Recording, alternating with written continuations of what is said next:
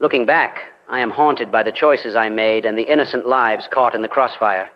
The path I trod, paved with the suffering of others, weighs heavily upon my soul. I estimate that I have killed between 5,000 and 10,000 Congolese rebels with my mercenary unit 5 Commando. These rebels were in reality socialist revolutionary youth movements inspired by the message of Patrice Lumumba, the first democratically elected Prime Minister of Congo, who was killed in 1961 by Belgian secret services. In December 1963, rebellion broke out in Congo. The unrest spread fast, and I was hired to crush the leftist rebels with my unit, 5 Commando. Among the few rebel groups active, the Simbas were the most notorious and organized. Their leader was Pierre Mulele, who had been the Minister of Education in Patrice Lumumba's government. In reality, Simbas were simply young men from the villages who had become frustrated with the central government. Simbas were very poorly armed and trained. They even believed that fetishistic powers would protect them from gunfire if they ran into battle bare-chested. This made it easy to kill them with our automatic firearms. We massacred thousands of unarmed rebels.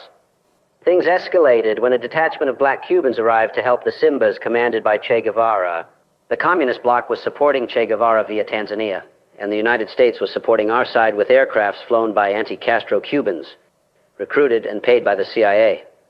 The war ended when the Belgians sent paratroopers, and the Americans sent more support. We gained control of the region, and so the threats of the rebels faded away. In 1965, I left 5 Commando. In the years that followed, I tried my best to get involved in the Nigerian Civil War, as well as conflicts in the Persian Gulf, Angola, and Mozambique. In 1976, I founded the Wild Goose Club, a mercenary recruitment agency, to supply more wars with soldiers for rent.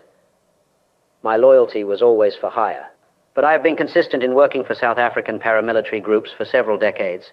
These were groups who abducted and tortured anti-apartheid activists with covert support from the secret services. Not enough is known about my role working for these brutal organizations. I was part of the government's secret hands, soaked in the blood of the oppressed. Apartheid was nothing less than a crime, and I am complicit with it. The South African paramilitary groups and secret services I was serving were also linked to the assassination of UN Secretary General Dag Hammarskjöld in 1961, a crime which to this day remains unsolved. Not enough is known about the role of the UK and US in his murder.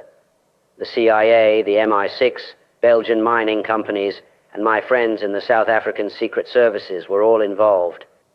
Many years have passed, and now I regret that I fought so many times against democracy and the international rule of law.